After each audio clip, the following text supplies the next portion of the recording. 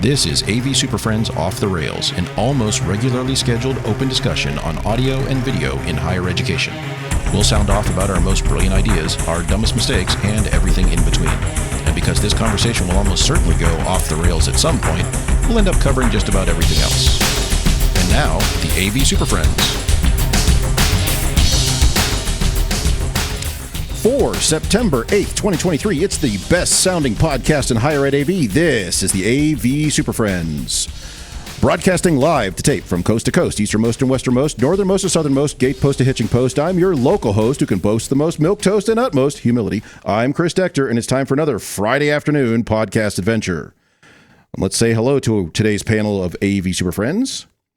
Today I'm joined by a central data synergist from Kansas City, Jamie Reinhart, a dynamic factors technician from Corvallis, Oregon, Mark Kolowazinski, a senior communications liaison from Greensboro, North Carolina, Larry Darling, and a human automation brand manager from Southern Kentucky, Justin Rexing. On today's show, we're going to discuss student workers and working them, and Jamie's new adventures in management. But first, it's not the AV news. It's another goofy Reddit post that bothered us. Things that bother us from time to time segment. And this is one of those topics that we've seen this coming along. It's weekly we see this. Yeah, it's routine. Yeah, we see this same sort of question, comment, and whatever. And do we want to say they're wrong at this point? I mean, is that what we're starting with on this? I don't even. It takes several forms, but yeah, altogether, the ask is wrong, and I think a lot of the response is wrong. So we're here to clarify this a little bit. Well, actually, let me open. Do we want to read this one, or do you want to summarize these in general? No, just pick one, and we'll just pick a jumping in point, and we'll just get into it. Well, what I mean, so this post, I guess this is not the post that bothers us an example as much as of them. Yeah. An example of the post, and it's generally a, hey, I'm new to this, or I just got hired by this company, or I'm moving from this role into this new role, or I'm interested in AV. How should I get started? What resources are out there? What's a good kind of entry-level training or something? And we keep seeing the response that says, go get your CTS. You have, it's day one. You've been handed your dollar store screwdriver. You have the keys to the toolbox. Go get your CTS immediately. I think there may even be more basic versions than that, Chris. Sometimes it's, I'm looking to get a job in insert AV vertical du jour in there, and I'm coming from some other industry, whatever, washing dishes, whatever you want to call it. What should I do? How do I get in? How do I get a job? And that's where it's like, get your CTS. Right. And I think it's taken several forms, but I think that's in a nutshell kind of what we keep seeing. The answer is you apply for the job. Right. Yeah. That's how you get the job. Right. Because it's entry level. The CTS you just apply. Is not a gateway to get a job. That's my belief. I just don't believe that it is. But there's a whole lot of people that seem to believe that that's in fact what you must do. And I just don't think that's true. And this is not to say the CTS doesn't have value, because I think we all think the CTS has value. It does. It's just not like an IT certification where you get the certification and then you're qualified for the job. This is kind of the opposite approach. Yeah. I think and especially the timing on it. We agree the CTS has value. But I would also agree, to play a little bit of devil's advocate, if you are one of those people who gets your CTS in the first 3 months you've been in this industry, you are probably one of those same jaded individuals who replies to these comments and says that, there's no value in it because they got it before they had any practical knowledge. It was all theoretical. It was all based on the exercises in the book, and they were not able to apply that to real world scenarios. Whereas until recently, AVIXA would straight up tell you, no, this is designed for someone who is 2 or 3 years at minimum in the industry, generally less than 5.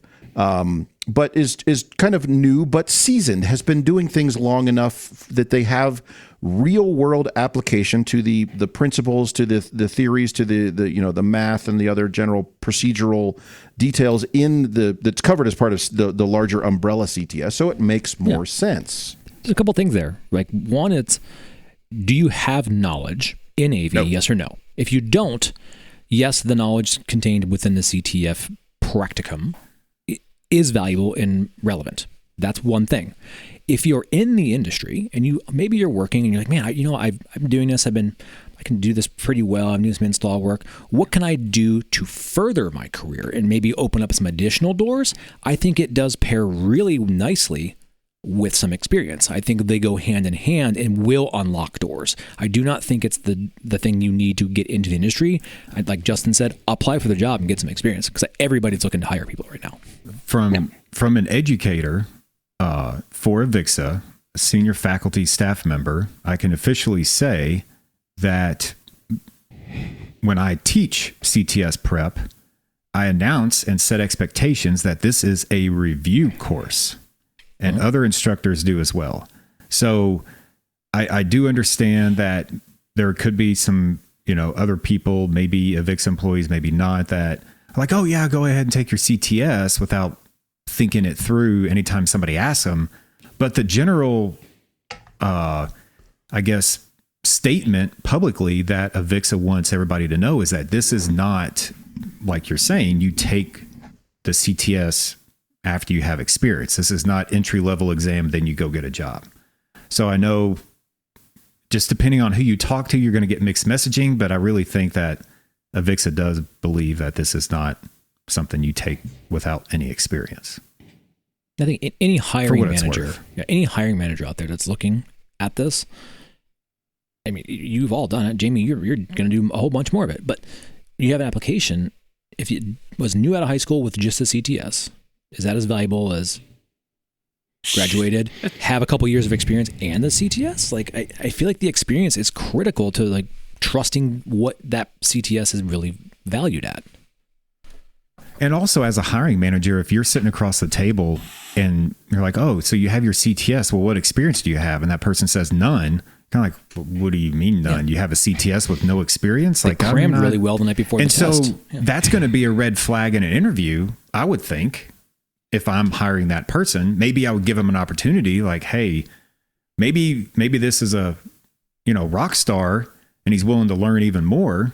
Or maybe he's just really good at test taking and studying. And that's where I think some of these people get their CTS, perhaps because they just are good studiers and good test takers. But then you bring them into the field and they can't actually do the job. Yeah, I'm not saying you're always going to have that with every that's always going to happen with every certification though. You're always going to have someone that's certified in something that sucks at their job. That's just the way it goes. Architects, IT people, CTS, whatever it is. Yeah, there's going to be edge cases, and maybe it's not an edge case. Maybe it's the bulk for some folks, but get your CTS, I guess, but also have some experience before you do it. And have some expectations of what it means. I'm wondering, should this, it maybe raises this larger question of how the CTS in particular, we'll just keep picking on that one, but some certifications as well should be treated, because if, say, for example, you're working on your electrical license, those are treated very differently because you have to, there's somebody else who has to sign off on it. I've been working with this person. I have X number of hours, 500, 1,000, 2,000 hours, whatever, doing this work, and you have to document it and log that. Yeah. Yes.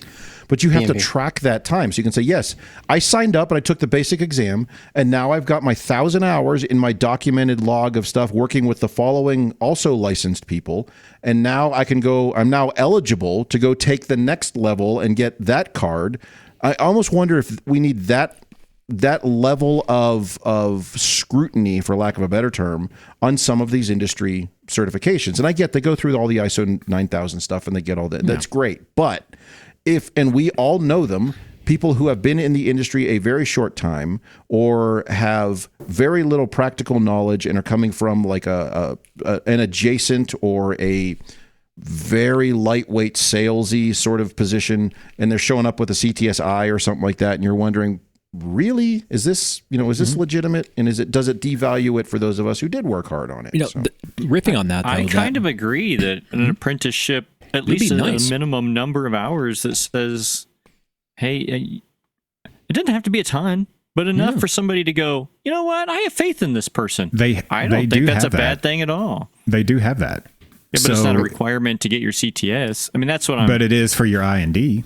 Your boss has to sign off that you've made this many and this many hours, and there's so many things that you've done. Yeah, but it's not tracked to the same extent as no, it's not tracked. Chris.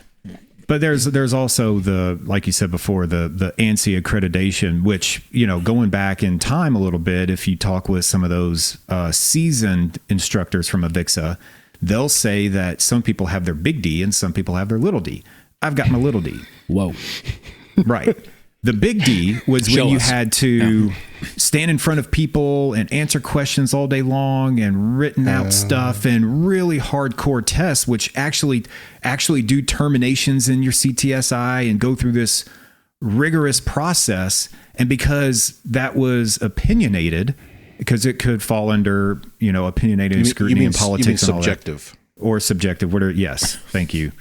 I'm giving you the points for it, though, Justin. I have limited words to use in mean. Kentucky. Yeah, exactly. I got my point across. Keeping score. You're still. It's like Scrabble. You got to buy those. Because they actually had to make the test a little easier by making it all multiple choice. It's this also, and I don't disagree with that. With that thinking that a practical exam where someone has to come in and do things probably holds more value, but that also doesn't scale.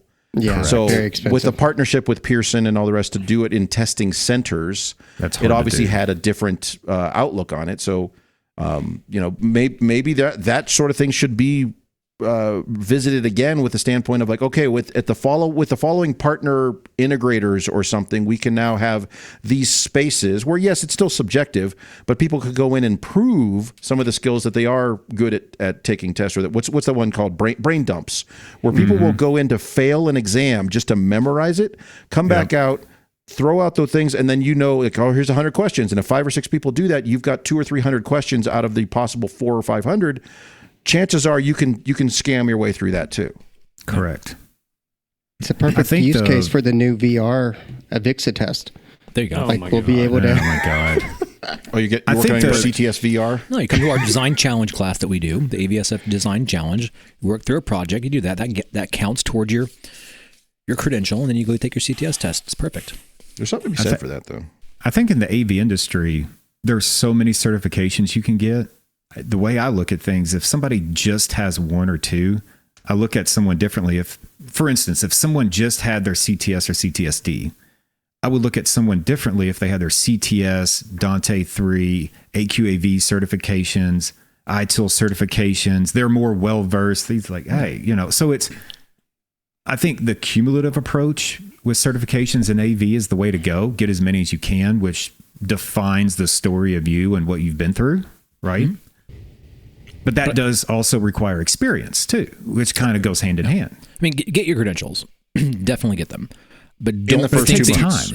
Yeah, it takes time. Yeah, but don't think that you're not going to be able to start and embark on your career in AV if you don't have a CTS. That is just not true. You can go. There are many ways to get involved with AV right now without a CTS. Correct. I did want to point out that there is some parallels to this in business schools, for example. A lot of business schools will not accept students for graduate programs, and if they had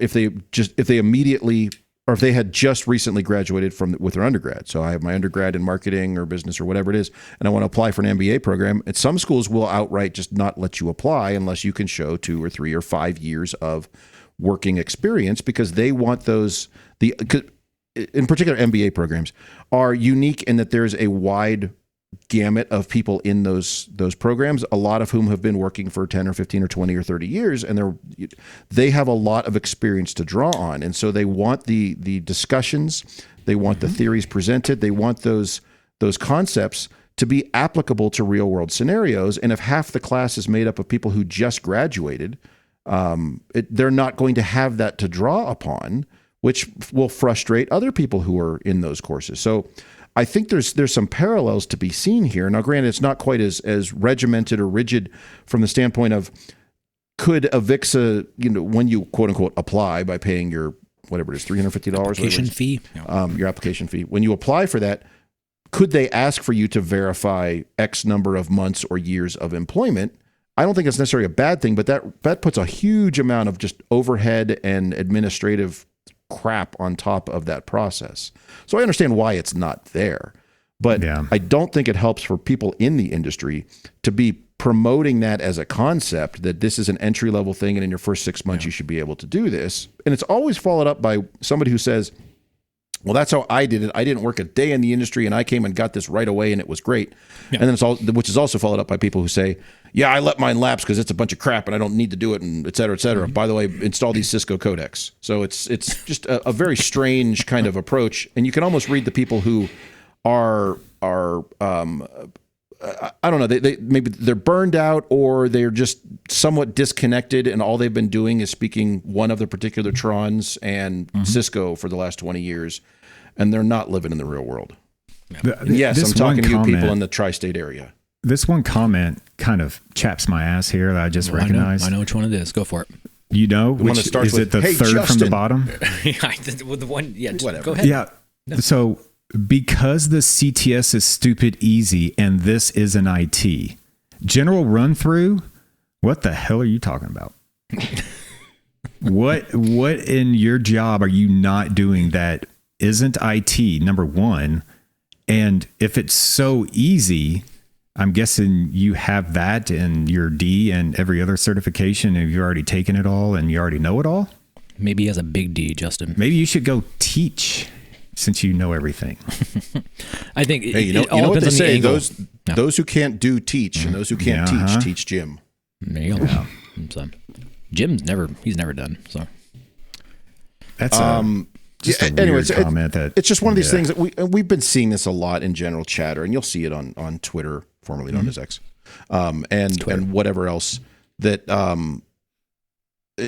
there seems to be kind of this very strange kind of response to this, that it's either, to your point, Justin, or to your comment, because it's stupid easy, and it's not real IT, or, which I don't necessarily disagree with on 100%, but that immediate dismissal of things that they don't understand, or it's super valuable for everybody, so go get it right away in your first 90 days. And it's like, is that really helping? So, and then I saw a comment somewhere else, maybe on a different thread, that the CTS was theory only. When the hell did Ohm's law become theory only? Like, where are we missing the physics and science that come out? Yeah. Are we missing the physics and science of our industry? Like, what are people looking at? I think there's something to be said about staying relevant.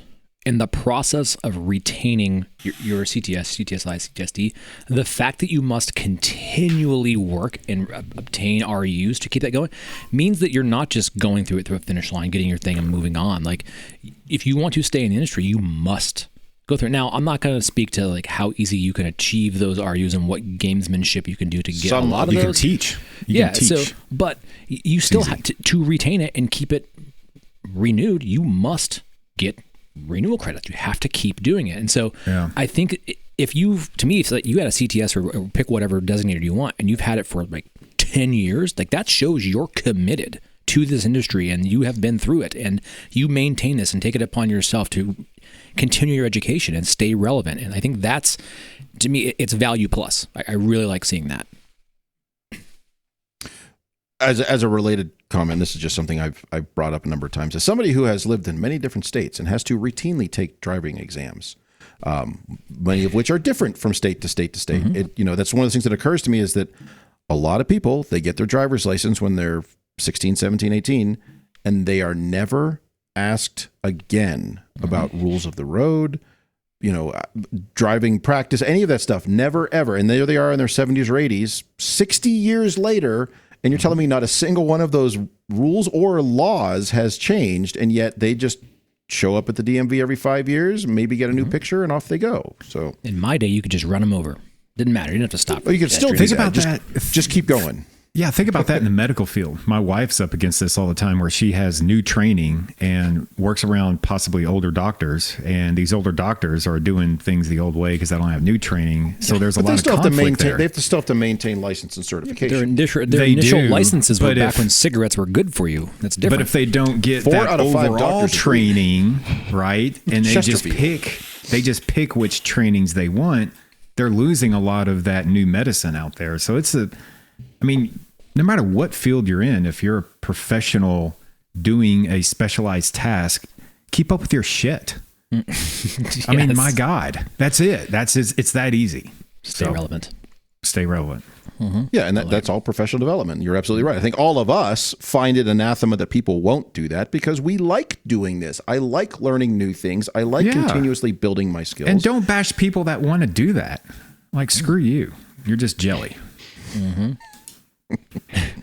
right. Any last thoughts on encouraging everyone to go get their CTS in their first 15 days of employment? If you do it, good luck. Good but for you, don't expect anything from it.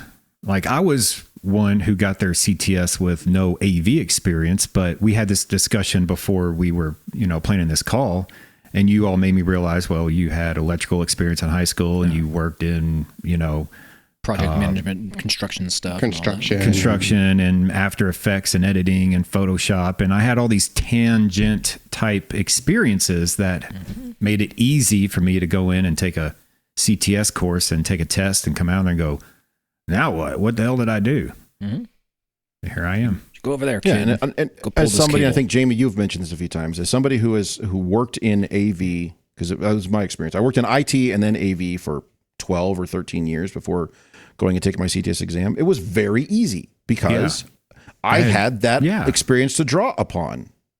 So, and I think that's why some of these people then may see that as it's very easy, anyone can get it. I'm like, that's not. Yeah, if you're 30 and worked in, IT for 10 years, maybe it is easy, but for someone straight out of high school, like, that may not be as easy as one thinks. So. Yeah. I mean, I guess you could say, you want to get in the industry, I want to get my CTS. Cool, go do it, but keep up with it. And go get a job. And then find a job and start putting it to practice. Because I think that's, at the end of the day, you need to do something. Go get a job doing something, put it to work, and find it to be, see if it's relevant. Like, you might find out you hate it. Who knows? And don't listen to everything you read on Reddit. What? How are you listening? What the hell are you talking about? Like, you just press a button. Got rid of all my encyclopedias. I just have Reddit now. That's all I use. It's like human automation. It's human automation. Right. All right, I'm going to push this button. Accidentally just push pushed the it button. now. We'll roll out of here and come back in a minute, talk about student workers. As many of you know, the Super Friends have always been better received when we have more input from you. So, here's your chance. Send us a note at mailbag@avsuperfriends.com and get involved with the show. We're looking for some topics to discuss, some fellow nerds to talk to, or just general AV awesomeness to brag about. But remember, we'll probably steal your ideas. And I suppose we'd take some criticism, but that wouldn't be very nice. Anyway, drop us a note at mailbag@avsuperfriends.com and find out how quickly we ask you to join this nonsense.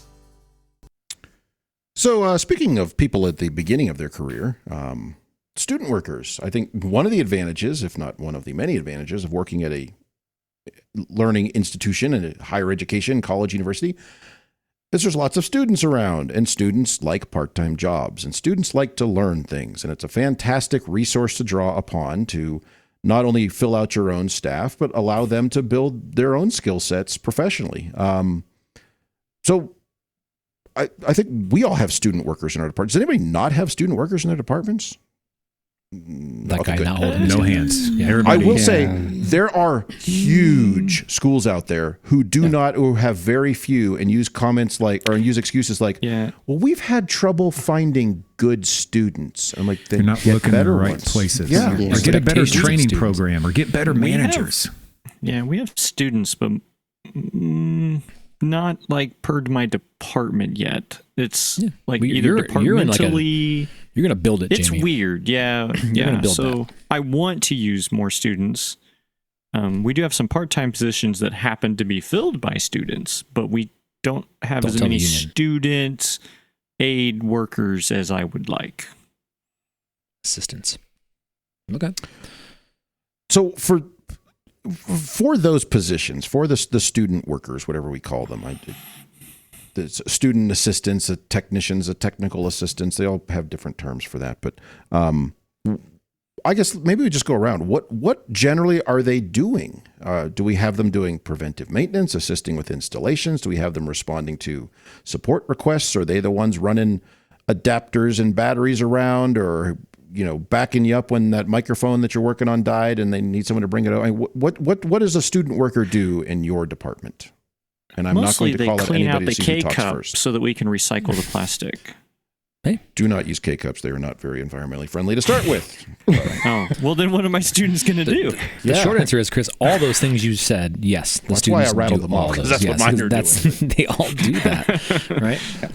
And it's sometimes they are the presence, like not the presence we're in rapid, like they are the Christmas presence, Day? the physical presence of our organization within the classroom from time to time. Yes. You know, they are that individual that's doing that. And it can take many forms and many different versions, and not every student's good at every single one of those things. And I think that's the beauty of it. No, I think there's a lot of students, and this is an opportunity. I see it anyway as an opportunity for them to build those skills, because some of them have, great technical acumen, or are great with working with end users, have the great like customer service skills or great mind for organization. But it's building those other skills and then writing that up in such a way, because if you do it right, these are no fool in IT jobs. That when they then go apply for a job, they have 2 or 3 years of a no fool in job, and hopefully a nice letter of recommendation from you to get a job.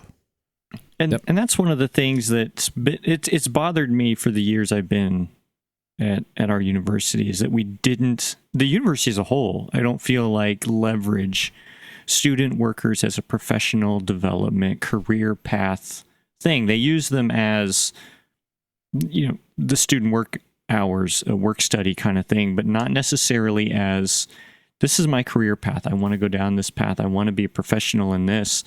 I came from an environment when I was a student where, those jobs were coveted by certain people, and you had to be at the top of your class to get the job that you wanted to get. And to Chris's point, it sets you up for legitimate resume material with a letter of recommendation that says, I have 2 years of experience doing XYZ. And I just don't see that being used and it's not just my institution, but a lot of institutions well enough to do that. I encourage, I have a couple of kids in college now, and all their friends who went off. I said, no, when you get there, immediately start identifying the departments that you think correlate with your hope for profession, and start trying to get student worker jobs in there. So get paid for this crap, man. So I'm always out trying to bang the doors down of our conservatory and their theater department. Especially the technical crew. I go to the mass comm department and I say, hey, I want the people that don't care about being famous. They just want to be in the industry, because I'll teach them all the little bitty crap that will win them over on a job site. And it's like pulling teeth. It's really difficult. And so that's why I asked you guys the other day. I'm like, how do you use them? Where do you get them? I think the customer service part's really big too. Because some of these, what you're saying, Jamie, when I was a student worker, people were lining up at managers' doors at the first day of the semester trying to get student worker jobs. Nowadays, you have to go, like you're saying, Jamie, go find them and go seek them out versus them coming to you. You guys are having problems getting student workers? For real? Like, you don't have applicants? No, it's not a problem. It's just the change of recruiting it's been drastically changed over the years. I think we get applicants, but they're not. I'm a business major applicant who just wanted a student job, and this one sounded better than washing dishes at the union, or whatever. I don't. Okay. And so I'm looking for the passion. I'm looking for those. Get people. them, Larry. Just get in there, Larry. Go. See, you're bashing the business students, and I've actually had good success with business students. I had some of my business students come back and tell me they actually got their first job in information system management, not because of the AV skills and the experience, but because they were bombing the interview, and they happened to look over and saw a Tron touch panel on the sidewall, and they were saying, well, for the past 2 years, I've been programming these, and they walked over and put it in setup mode and kind of showed them that they can actually use some of these skills that they've put up. And the intent there wasn't to bash them, Larry. No. But the accountant student who has no interest in this whatsoever, rather than their $15 per hour, like, they get customer experience and things, but then at some point you're like, hey, I need you to learn this thing. It's like, I really don't care what a microphone does. Okay. And maybe that's take these batteries over there. But carry this ladder up this hill. It's all. It sounds like it's labor, and a lot of it is labor. Yes. However, do you do a good enough job explaining the relevance of some of the other things? Maybe they're not going to do it every day. Maybe they're not going to. You have a business student or whatever. But I would venture that you probably all have a couple spreadsheets running around in one of your computers or something. You're tracking something. I know. Sounds blasphemous, but trust me, I believe that you probably do.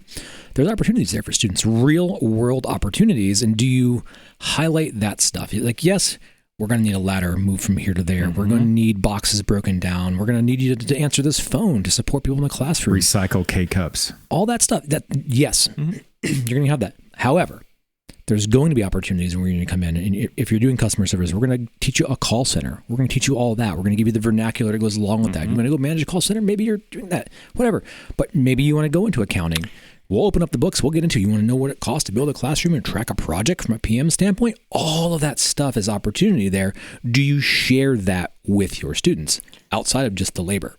Well, before or going forward? See, and this is that we're going to get into this in a little bit. You know, my entire job structure's changed, right? So I've always been the sidecar looking at this going, why? Why are we doing it this way? And now I have an opportunity to change, which brought it up the other day, right? I'm like I want to change. I want to make this transition. I have some ideas, but why do I need to keep these ideas to myself? Let's bounce it off, my brethren, and say, hey, what are you guys doing? What do you find success with? What do you find works? Because I also, again, I want to encourage these folks to be of assistance to me, not just be grunt and sweat. I think you're going to get a mixed bag of nuts no matter what you do. They'll all be a little bit and crazy. So the key there is to harvest, what do you want to call it? People that are motivated. Go to them and try to get them more motivated and give them more work. And you're going to find those that just want to carry ladders. They just want to carry ladders and that's it. And they go crunch numbers after life as an accountant. And so you're just going to have to seek opportunities you guys are as really an hard on individual accountants. basis. No way, yeah, there's money there. Well, I got a C in accounting, so when that was you, pretty terrible. Explains everything. When you bring a student in, we'll talk about this little process here. That one of the first questions we asked them is like, "Well, what are you in school for? What do you want to do? Like, tell me about it." I don't know. And we won't get super specific on a job title where it's going, you're going to be emptying trash and breaking down boxes and ladders. Like that's not in there, right? And so it's more generalized because we want to know, what are the things they're going to what are they interested in? So that as things and tasks do arise, I know, that student is curious about whatever that is, and maybe we can find alignment there for them to get some additional real world experience that is relevant to their career. And we've had students come through and change careers based on after getting some experience here too. So I would say it's important of how you advertise your position and what that work is. There are keeping the lights on tasks that we need to get done. However, we should be always looking to make a more holistic student experience and not pretend they're just going to do this, push this one button and do this one task day in and day out.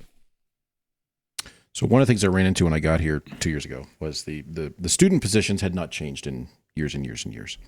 And I looked at the position description, and the two things it said was change lamps and change filters. And I was like, why would you even put that in there? Yes, everyone's going to have to do that. I have to do that on occasion. But don't put that as the thing they're doing. Why would I apply for this job if that's what you have listed? So I rewrote the position description to make it much more IT focused. I even retitled it. I talked about working with advanced systems and audio processors and network switches, and so that there's some more IT focused language in there. And yes, they get to do some of that, but they don't get to do that all day long. There are other more grunt tasks that have to be done, but that's part of it. And then I also implemented the same thing, and I did the same thing at UMKC. I have in fact, it's the same sheet. That's what I have here. Wait, you're using the same document? It's the exact same document. Actually, yeah. Sounds like automation. They apply for a job. They get an interview. They get to to talk through these things, because a lot of the people, they will just kind of throw it out there, and you'll hear this from schools. We're like, we don't have good luck with students, we get a lot of turnover. You're probably throwing out I'll just say it right now, a poorly written job description. Need a laborer who's going to get in the coal mine and come in early in the morning. And you're probably treating them that way. And you're treating them as commodities and just being like, I don't know why nobody wants to work for me. And then and they get into, and there will be some who stick that job out for 3 or 4 years because it's mindless, and they get $12 an hour and they can do their homework on the job or whatever, and off they go. That's and show fine, up drunk, and it's fine. But they're not taking anything from what they're doing day to day with them. And it occurred to me years ago when I was doing this. I've done this at 4 different institutions now. Years ago, that for some of these students, this is their first real, like, no fooling. I applied for a job, and this is my first job interview. So I'll give them 20 minutes of my time to do a basic interview. But Mark, to your point, as part of that, you identify where their areas of interest are, what's their aptitude, what's their skill set, what sort of things do they want to learn, what do they want to know, and you can almost tailor the position a little bit to play to their strengths, as opposed to, we got employee number 17 over here. And for some of us who have increasingly larger and larger crews, there are 15 or 20 or 25 or 30 or 50 or 100 students in our groups. I can't know them all, but at least I can get them moving in the right direction on things and let them kind of build the job to be their own, so it is of value to them as a student and future career-minded individual, and of value to me and the institution, so it is helpful, but also that it takes a little bit of weight off of our shoulders, that I don't have to send, full-time technicians to go swap that microphone when 2 students can do it because they worked with a tech a couple of weeks ago and now they know that, and that's cool to them. Oh, I swapped this out. I know how to set the channels. I added that to the inventory. We're good. Great. They're fantastic. That's a you want to job test well your done. ability of your actual full-time staff. Have them explain it to a student. Yeah. Yep. Well, and that's You'll know right away if they know how to do something or not. I'm glad you went down even that, just replacing a microphone and I brought that up because they're doing it today. Well, yeah, and noting down, here's the frequency in the records. I have heard, again, not necessarily my experience, I have heard from others when we talk about students at different locations that we go and travel to, that they're like, well, we don't allow them to get into any of the IP addresses or any of the programming. Because we don't trust them. We can't trust them to do anything. How far do you go? To me, they are your workers. And we sometimes turn keys over to them. Why can't we turn over a spreadsheet to them? To Mark's point, why did you hire them? Because they're doing other shit that if you don't trust them with IP addresses, then you shouldn't trust them in your office where you have money in your drawer. Like, how far do you want to take that? I mean, so I hear that a lot. I can't trust them to look in a program. I can't. Boy, what would I do if they connected to this BIAMP and they screwed it up? Learning it's already opportunity. Screwed up. That's why they're connecting. Learning opportunity. It's all opportunity, Justin. You're absolutely. How far do you correct. let them go? And when do you start turning them loose? How far do you let them go? Even if they get into something and break it, and all hell rains down on it, that's an opportunity. Cares? That's an opportunity. And no one lost their life. The would world's going to move on. Everything's going to be Now, it's okay. What if somebody did lose their life? Well, let's talk about that. Different story. It's a different Let's story. talk about that. But I think it's a student. You're probably in trouble. We might have to write you up. Yeah, even your leaders would say caused death. If you had students doing a task that, I'm not going to go down the security rabbit hole here. We're in a zero trust thing, and that we're not going to talk about that. I'm going to let that third rail be the third rail. If you have things that IP, you have a device endpoint, they're going to log in and manage it. Okay, whatever. It goes in, they break it. It falls offline, it's not being controlled. There's an event going on, a class going on. If that happened and there was something that went sideways and your supervisor, what happened here? If you say, you know what? We had a student there. It went sideways. That's typical work we try to do with them. We use it as a learning opportunity. That is it. That's usually the end of it. It's okay. It's over, right?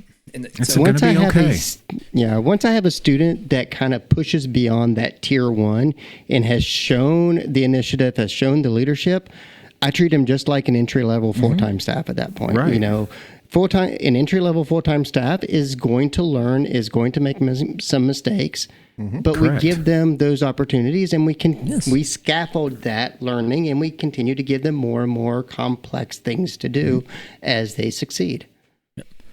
I think more and more you will see students doing more and more complex tasks. Mm-hmm. It's just the nature of what we're going to do. And if you live in a state of fear where I can't trust students, that's a problem for you to figure out. It's not a student problem. That's your demeanor kind of a thing. And are there bad apples? Absolutely. It's not a binary world. I understand that. But your stance should not be that every single student has some nefarious intent and they're going to, hack into the systems and break everything, because I don't think that's actual reality. There's rotten apples at every age. They're everywhere. Right, exactly. Yes, you're not wrong. And to your point, Mark, about yes, there are those nefarious actors, or there are those bad apples. I think a lot of that can be, to stay with the horticultural theme, that can be weeded out by the proper application and interview process. So if you're simply, I have worked places, and I won't say where, but UMKC, where prior to my arrival, it was Jamie. It was. I'll say this: it was not Jamie. It was another department, the Block School of Business, who would put up a sign at the beginning of the semester: we need X number of students, and they would take the literal first. They need 7 students. They take bodies. The first 7 in the door. They're just throwing bodies at stuff. Exactly. And I was like, that's great. Sometimes you find some of those who are fantastic and they work out well. Other times you have the people who are just there to, they want to do their homework and get paid for it. And then you've got your, the bad apples in there. I don't mean bad in that sense, but they're lazy or entitled, or they don't want to be there, or they don't show up, or they're not reliable. But spending that extra bit of time, first of all, write that position description, make sure it's accurate to what they're doing, and also that builds those skills. And then going through that process of hiring the right ones, you tend to, and that may take a little bit of time. If all of a sudden you find yourself at the end of or the start of a new school year, I need 10 more people. You might not be able to get all 10 in one day. It may take you a few weeks, but at the end of those few weeks, you probably have 10 very solid student workers who are very capable. And yes, it took some effort and a little bit of your time to do it, but the end results are far better. And in my experience, you're not going to end up with those bad apples because you have weeded them out by talking to them before you hired them. So it's anathema to think about that, but weird. Yeah, it's almost like going fishing and saying, no matter what I catch next, I'm going to eat. And then the first thing you catch is like a 3-eyed toad. I'm like, oh, well, you're going to get it. There you go. So anybody have examples don't knock it till you do it. Of students that you've brought in, or how they come in that maybe was non-traditional, or how you stumbled upon really good students? I'll share an experience. I had a student onboarding in the next couple of weeks that just wasn't even sure he was going to come to the university, that just went to the department list and found out, I'm interested in media. I have some experience in that, and just cold called me and sent me an email and said, I'm interested in this. Do you have a position available? As a student worker, I'm trying to decide if I want to come to the university or not. And I was like, whoa. I was like, did you get our postings? Opportunity, like, no. not. How did you get this number? Yeah, and I was like, and he's like, wants to get involved with broadcast, do all this stuff. I'm like, this kid took it upon himself to find out what his experience can be at the university before he makes a decision of where he's even going. Like, dude, yeah, you're in. Like, let's go. Like, motivated. Yeah, and so I'm really excited. And then he robbed you blind. He could be. But he came in, asked all the right questions, didn't even he just was very resourceful, went in, found out what he was interested in, and researched what he wanted to do, and found me, and boom, contacted me. I was just shocked that it happened that way. So I've had several from multiple universities now. I mean, I've already talked about all my students at Butler. I've had an audio engineer who made all my rooms sound great. I had 2 that could program. I also, since we keep talking about accounting majors, I challenged all my students to come up with a demo touch control system interface so we could email it to the instructors to teach them how to use the rooms before the semester. He did it in Excel. I have no idea how he did it, but he did a working user interface in Excel, and you could click a button and it popped up. This is what it does, and it was great. I mean, best thing I ever saw. It would probably worked better than some of these manufacturers. It was better than Tron's. I'm serious. Like I was thinking, okay, well, some sort of X panel or something. No, it was Excel, and it worked great. And then once I got to UNC Greensboro, we had she was a graduate student who had worked her entire undergraduate degree with classroom technology.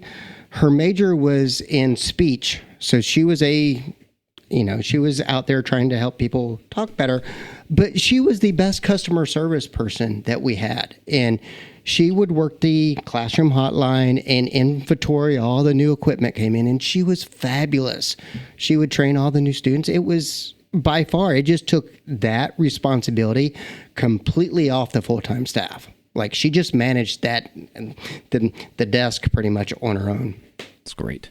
And then 2 years later, it all fell apart. And then she rocked Pretty and much Larry when she moved to a different job.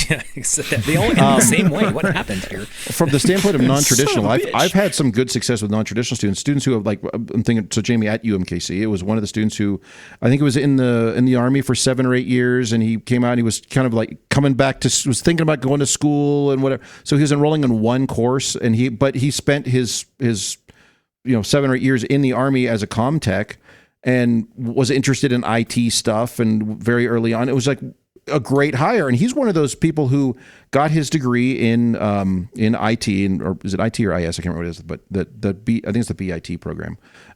He got his degree and he went to work for Cerner initially.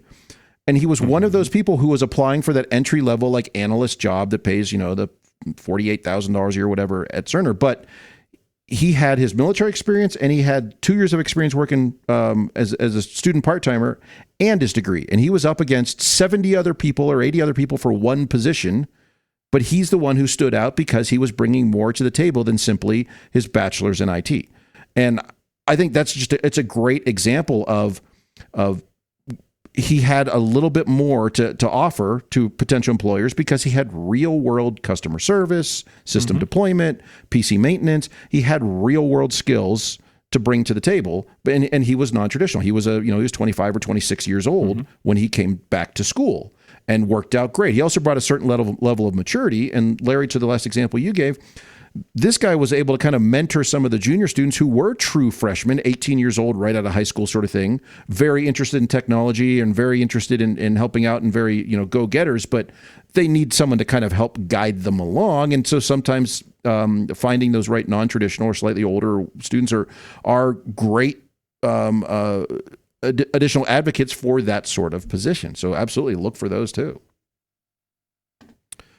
I did want to ask the question because we raised it in our earlier discussion on this. And Larry, you mentioned early on, I don't remember what context because it's been a few minutes, but do we have these students operating as a true tier one? Are they kind of like tier 1.5? Are they doing tier 1? Are they doing tier 2? I mean, what sort of support structure do we drop them into, and how do they fill that role? I'll tell you right now, the way I have the department structure here, they are very much tier 1. They are very much that first touch, because oftentimes we find, especially in the first few weeks of a semester, the issues that people are having in the rooms are very simple, and they really need someone to come in and actually hit the right button for them, or show them how to plug in the cable. Than technical support. Yeah, it's a lot of hand holding, and that's great. But they are a true student. Tier 1 position. We got a leash and everything. Yeah, that vest on. Oh my God. Yeah. Can you say that? I just did. I don't know if you can say that. No, well, but I think it's of all the things that we say on this show, that one's going to be fine. No, there's something to be said about they are answering phones, and oftentimes an instructor, in the heat of the moment, they just need somebody to be on the phone with them as they work their way through what's going on. And sometimes it's about just reducing that anxiety threshold so that instructor is like, oh, yeah, and they do it all themselves. But they know that they have a buddy on the other line to talk them through it. And a lot of our students, that's where they will begin. So they can understand and have some empathy as to what's actually going on out in that teaching and learning environment. We have a group of students in mostly the support area. We had a student worker that assisted our installer, but we have not hired another person back. These student workers in the support area, and this is AV support. We have official IT support help desk. That's not what I'm talking about. Our little help desk mainly is they answer the AV calls, and they mostly manage the ITV classes, if you will, the Zoom rooms, and go into the dashboard and make sure everything's connecting correctly, and testing rooms. And in their little office, we built them a Zoom room that can connect to other Zoom rooms and test. So they do a lot of testing. So it's a little bit more technical than just carrying ladders, but they also do the carrying ladder grunt work thing too. Carrying ladders. Yeah. Put wheels in your ladders, guys. Come on. my students start as tier 1, but my goal is for them to take on the responsibilities. Maybe not a full tier 2, but tier 1.5. Like there needs to be a point that they are the senior student who can teach the new students, and they understand how to get into the DSP, how to set EDIDs correctly, how to do all this stuff. Whoa. How many tiers do you have, Larry? Well, It's simple 24 tier just system. 2 It's and very then easy. me on top. 214 Oh, tiers. so if you have 2 tiers, then yeah, okay. Like some people, if they had 10 tiers, like, you know. EDID tables. Did they learn it from reading Reddit? Oh, yeah. Well, that's where we get all our technical knowledge here. Yep. It's posted there. It's open source. The Apple Fixer. Do you guys have student leads? EDID tables? Do you have student Yes. leads and then like entry? Okay. That was Not a yet, system but I we've will. had that has worked out great. Like you kind of get that ownership. That's another thing I ran into here is they had a lead student who was designated as the person person who had been here the longest, so we pay them $2 an hour more. I'm like, what are they doing? Well, I'm like, Same stuff. really? Just $2 Yeah, I was extra. like, so you don't actually have a job description for this other, because it's a different position, right? I mean, they're doing other things. Oh, no. So it changed that. So I had to write a position description for them, and I give them additional responsibilities. Like fundamentally, the student lead is also the liaison between the students and the full-timers, because often the students will go tell another student things that you're not going to hear from them directly. My student lead, they're good at ensuring that the student laptops have all returned on Friday and got plugged back in, because they love to leave them in backpacks and then like, hey, my battery's dead. I'm like, did you plug it in? So it's some administrative stuff. It's helping with scheduling. It's helping with logistics and organization stuff, but it also gives them more experience and more things to draw upon, because they've been doing the job for 2 or 3 years. And yeah, they get that bit of leadership, and if they apply for a position for something, they've got that to draw upon. So put that with a CTS, you're in the pocket. CTS on day one. That's how you do it. So that's what you do, Chris. You hire the student, then you ship them off to go take their CTS test. On day one, they come in. I say, fill out this Get your form, sit CTS. down, and it's the Pearson thing, and they're applying for it. Chris right takes there. $400. And you write down that they have enough $300, experience to take the test, and you ship them off. He hands them the practice test and Here's says, your if you miss calculator. more than one, you're not getting a job here. Right. You're fired. Say, this isn't real IT. This is really easy. So if you can't This pass is fake stuff. Yeah, this is fake IT. It's all fake. Fake IT. Fake news. Well, all places I want to go in my new adventures. You will. Any so before we get to that, any last thoughts on students? Anything we need to make sure we bring up, cover any of that stuff? I'd say if you don't have students, get them. If you don't have the right students, get other students. If you have trouble finding students, try a little harder. Especially, like I said, there are huge institutions out there who I know who do not have many students, and they talk about it's difficult to hire them. I'm like, well, there's 20,000 of them across the street, so maybe you go look for them. And students are people. They're people. So there's some that you can trust and some that you can't, which is why you have to interview them. And this is coming And out sometimes even the ones you trust will make bad decisions. It's going to happen. And that's okay. And then rob you blind. It's a learning opportunity, and they're coming back. It's the fall, so you'll have some around. So you should have quality sitting outside your door. Just give them a shot. Go look. Why are they sitting there? You're just stacking They're just them up? waiting. They're to go reading. in. Yeah, they're waiting. They're studying. They're reading the CTS book. Yeah, so they can get a I got to job. pass it on day one, or they're going to fire me. This job's terrible. I don't have to go live again with mom and dad. This is going to Move back suck. into the basement if I don't have my CTS. Jesus. All right, let's take a quick break. Come back. We'll talk about Jamie's adventures in management. Hey, y'all, I've got this new show I got to tell you about. It's called AVSF Live. That's LIVE exclamation point. First off, all you need to do is go to avsf.live.live, not .com, not .net, but .live. Yes, it's a website, does work. We're going to try out this new live video thing. It's probably going to go over like a hair in a biscuit. You got to check it out. Come to the tweeters and look us up on LinkedIn to find out more information. We'll see y'all soon.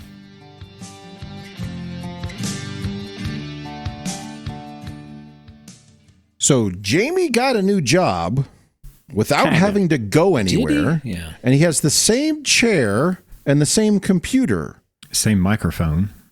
Yep. But that's haunted him, though. The fact that he thought he was going to have access to other things from that same chair and same computer, and learned that he didn't. Jamie, how you doing, buddy? Yeah. So You okay? Yeah. So, yeah. So Is it over going the last, anybody that's tuned in to the saga of Jamie and his job hunting has known It's for over. quite a while. For But quite a new while, chapter has begun. I can't say over. It's never over. If you're not looking for bettering, then you're not over. Okay, But Chris. I'm not quite Chris yet. I'm working on it, though. No. So the opportunity arose where arose. Yes. Risen? My Arisen. brain Arisen? said that was wrong, and I Arisen. fixed it. Rosen. It was Rosen's. arisen. A Rosen Hotel. Arisen. A roosed. The way we had our AV support breakdown at UMKC was a little scattered. We had technicians reporting to different management, who reported to different management, who reported to different management. It was really weird, but they all had the same expectations. And the opportunity arose where they were going to collapse it and reorganize it and make it a single tree where everybody reports up. Well, somehow they thought it was a good idea to allow me to lead this crew. So here I am, I was a leader, but now I am officially a leader, which means all of the things I was unofficially doing for years, they expect me to actually officially do. And I'm finding out some really strange items like, budgeting, student workers. Weird how that question came up. And, trying to wrap my head around, now that it's my official role and not my on the sideline role, I've been picking your guys' brain. Like, how do you keep track of some of this stuff? Right? How do you move through it? Post-it notes. And, we all do it all a little bit differently. So I was just, that's what I've been doing. And Chris pulls up all of his Post-it notes. I got my Post-it notes. His OneNote file that's like 62 gigs. It's not that bad. It's a couple thousand. What do you mean I not take that pictures bad? of my Post-it notes. His old notebook he used to carry I've around done where he had that the little too, by the digital way. pen. Where you ever read the that digital thing? pen notebook. That thing was ridiculous. hold The on, diary I'll he do used to carry. Oh, now he's going. And then his whiteboard that we can all see. But Y'all take notes weird. I have Chris take all my notes. It's fucking great. Yeah. It's stuff that I'm stepping into now and I have several tiers. So I didn't just step into a single management tier. I have managers of managers. So I stepped up several tiers to get into this. How many notebooks is that? Like, oh my God. 1, 2, 3, See, I'm 4. not This that. is like not what I 11 can do. notebooks. So write down stuff. But no, I mean, if you want to know what I was doing on August 26, 2014, there's that. We can go back farther if you Good want. Lord. It's important. Here's what I was doing on June 12, 2008.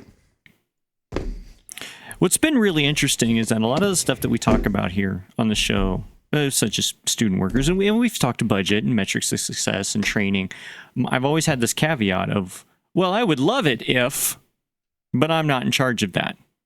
Guess what? Put up or shut up time.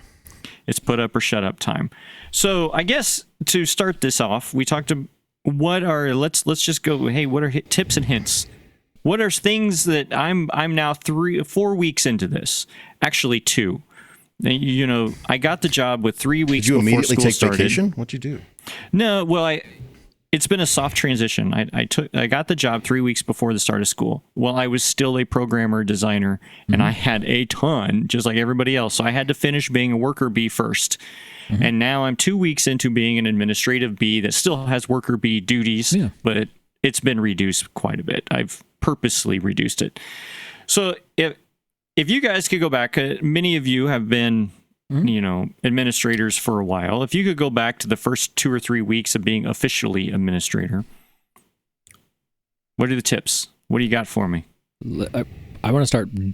This is not a lever pulling tip at all here. I was told by my old supervisor when he was saying, I'm going to put you in this role, and then also informed me that he was retiring immediately after. But he told me one thing that has stuck with me, Jamie, and I think if you feel like you're doing a bad job, that's good. That means you care. And a lot of times people don't care, and they could care less. But I know you, and I know what you do, and I think you do own everything that you're looking after. And even you asking us shows that you do care. And so I think the fact that you're concerned to make sure you're actually doing it the right way is telling of who you are as a person in this role. So kudos that you're actually trying to make sure that you're doing it the right way. I don't have time to, dig. I don't have time to dig my own grave. Mm-hmm. So what are the fastest way to just dig this grave, right? So that's also what I'm trying. When you find yourself in a hole, stop digging. That's the first rule of holes. Dig I'm not up, very good stupid. at that. Not very good at that. Yeah, Larry. I mean, one of the things I was asking you about the other day is how do you keep track of like what your as an administrator's goals for your staff? How do you keep track of that year after year after year? And I gave you a bad answer for that, but it's still the truth. Well, like it's okay. we actually have a really good HR platform that does it. Then I just keep it in my one-on-one notes with all my team members. I have a running, used to be a Google Sheet. Now it's moved over to Teams, but I have a running notepad that we just go through on our one-on-ones, and those goals are part of it. And I keep their SMART goals. So I have the dates that each one is supposed to be done by, so we can talk about what's coming up, how they're progressing toward that, and work through it. Now, that's like the goals we've determined together at the start of the year. But like big picture, I have my own Google sheet. That's what I'm looking for. Where the weaknesses of the teams are, okay. Just send the file. That's all we want. Where we need the growth in. Now, whether that comes from outside the team or if I have somebody who shows interest, whether I need to start pushing them in that direction and giving them opportunities. Because if I can piggyback on that real quick, when you have those goals listed, if your HR system for annual evals will let you go in and add custom goals, just go add those in there, because then there'll be that end of year panic when everyone has to do evals and you're like, yeah, mine's already in there and done. And it takes you like 10 minutes. Use that system. Yeah. Ours does, and I do that. Yeah. Yeah, because that's one of the things that, look, I've been teaching, coaching, evaluating for 15 years, right? Just not in... You're still not done? Wow. No. And I keep track of it differently, right? But one of the things is, is like there's the goals that you have that are shared between, let's say, Larry, where you work for me, that's shared between you and I. This is what we're working on together. But then there's that, I didn't tell you that I have this master plan for you. Mm-hmm. And I think you hit on that, was like, I have to, you have the second sheet. That's this is my team. Where do I have weaknesses? Let's go back to a sports analogy, right? Where do I have a weakness? Well, when tryout time comes around, what am I looking for? I don't need 7 goalkeepers, right? But I have a weakness. No, it's not really. But I have a weakness here, so how do I fill that? Or do I have somebody that I can transition into that? They may not know I'm doing it, but it's kind of like, hey, I'm going to start moving you over there. And I've kind of seen that I can kind of tell where our weaknesses are by where I'm spending my time. Like, because with my experience, I kind of know all the different roles. And if I'm spending a lot of time fixing code or programming or working with audio, then I kind of need to look at where I need to build up the bench in those areas. One thing, a little off subject real quick. I go over this in our 3-day course, Managing Staff and Spaces. Not an administrator at WKU, plug. But I know, right?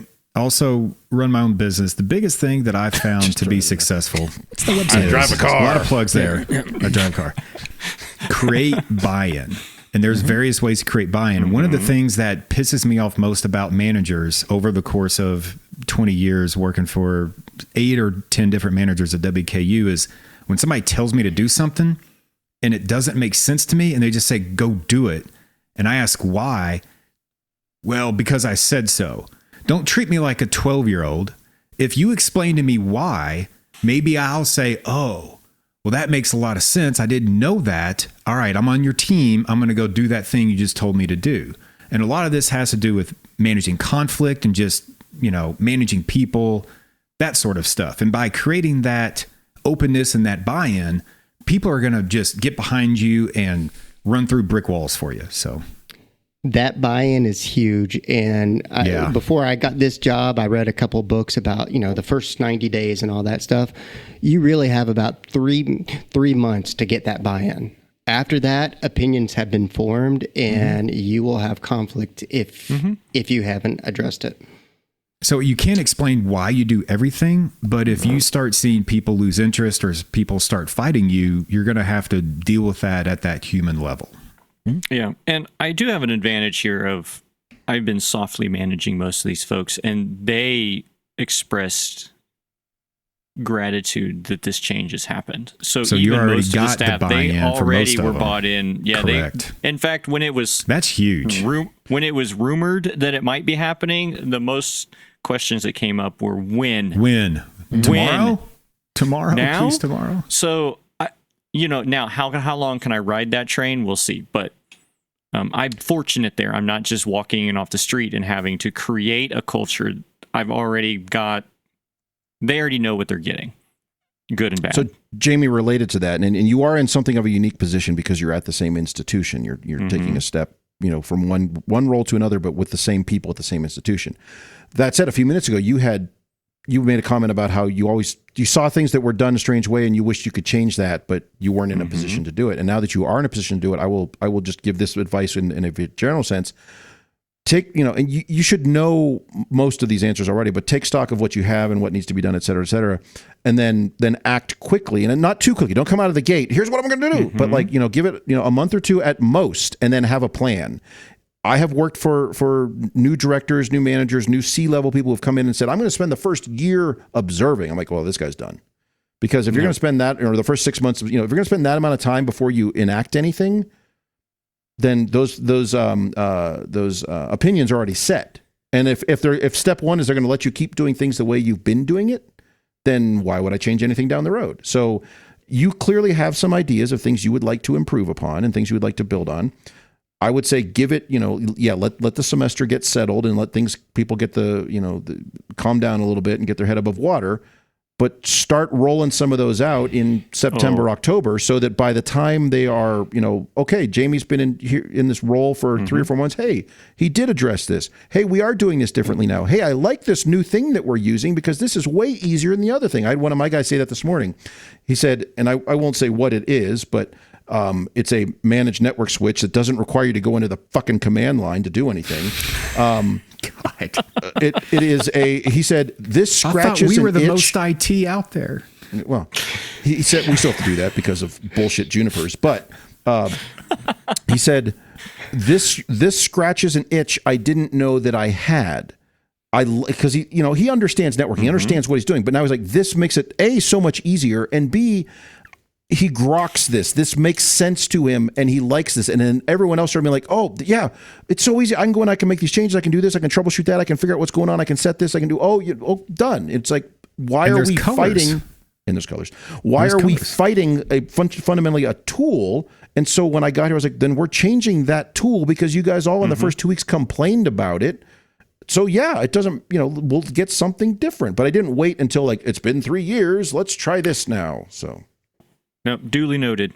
No, I think there's a lot of these, to your point, there's things that I've wanted to change, and I've been trying to force it from below for a long time, and I'm in an opportunity to change. Now, there's a lot. So incremental steps and logical steps is my challenge. But I do look forward to having this come up, regularly throughout the next year or so on the show, and we talk about, how are you tracking your budgets? Because now I actually have access to the numbers and the spreadsheets and the things where I've never had those. I knew about them, but I didn't have access to some of this. Just how do you track it? How do you keep daily total? Or evaluations? That's going to come up towards the end of the year, because these are things that even though I kind of know what I'm doing, let's talk it out, because I'm sure I'm not the only new IT manager out there that might have some of these questions. So it'll be fun. So a book club for you, books you should read in your new journeys. Actually, we should book club. I think because we all have those, we should probably start a AV SuperFriends book club list. Look for a posting. We'll put some out there that we know, and we'll tag Jamie on it. Do we get points? Or if anybody else free knows pizza? New books that Jamie should actually like in grade school. Plastic ones. I'm not I want my free books. pizza. I will buy you a free pizza if you read a book. Yeah. No. Really? I'm not huge in self-help. I like books that can be read to me by way of an application on my phone. So yes, I prefer Mark's method, so I don't have to actually read the words. I want the words read to me. When I read, I like to read into somebody else's world and get when out I of read, this I one. like to listen.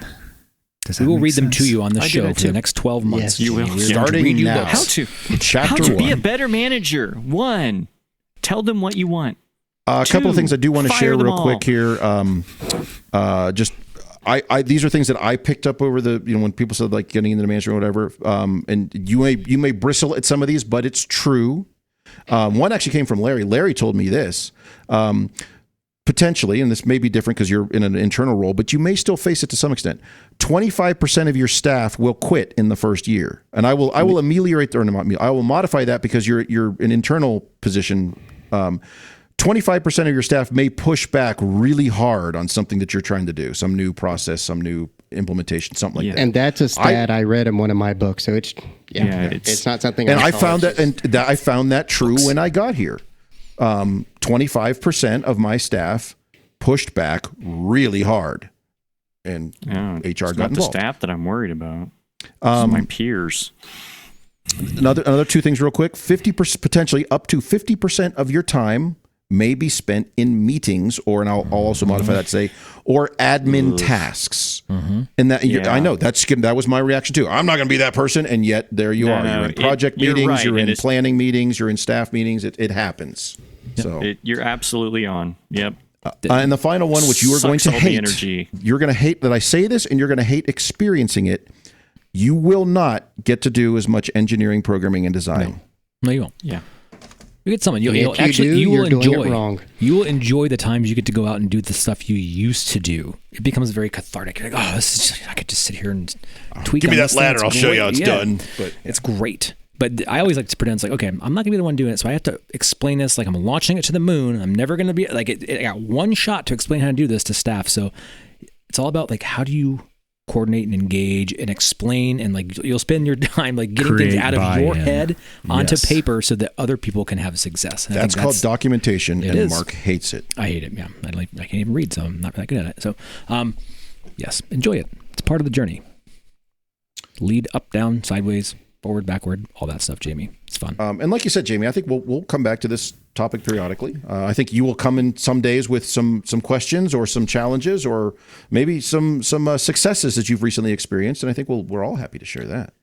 Well, I figure that I'm going to be the best at this, so you all will be asking me. Yeah, bunch of slackers. So. From the panel of terrible managers and leaders, any last thoughts for Jamie on things to look forward to or look for and try to avoid? Don't get fired, number 1. That's a good one. Yeah, start with that. Number 1 rule about getting a new job is don't get fired. Number 2, take your CTS on day 1. And then take your CTS. Nobody's expecting you to be perfect. Allow yourself some grace. Get to know your younger. Go ahead, Larry. Oh, sorry. I would advise get to know your younger staff members, full-time staff, because I found my rock star was the newest person hired here. He just showed interest, and they hadn't noticed it before. So. Oh, that person had worked there before you got there? Yeah, but in a different former role. Manager didn't really think that he was the youngest, so he didn't trust him with things, and I gave him an opportunity, and he's been knocking it out of the park. Fantastic. Is that the guy I met at Infocom? Yep. All right, cool. Is that the guy I'm trying any last thoughts? I'm going to hit a button. We'll roll out. At Infocom. He got his little D there. Yeah, that's good. Usually that happens in Vegas. Yeah. Enjoy the ride, Jamie. That's what it's going to be all about. It's nonsense. Good roll out of here. Yeah. Oh, we'll be back in a few weeks. Talk about other stuff. No, always come back. Well, we've managed to ruin yet another episode of AV SuperFriends Off the Rails. You can contact us with questions, topic ideas, or general complaints at mailbag@avsuperfriends.com. If you complain loud enough, we might just invite you on the show. Nice work, everyone. Sharp broadcast. Really good. Everyone on the floor as well. Really a lot of hustle. I liked it. The opinions expressed by the AV Super Friends are solely those of the individuals and do not represent their respective institutions, organizations, companies, or clients.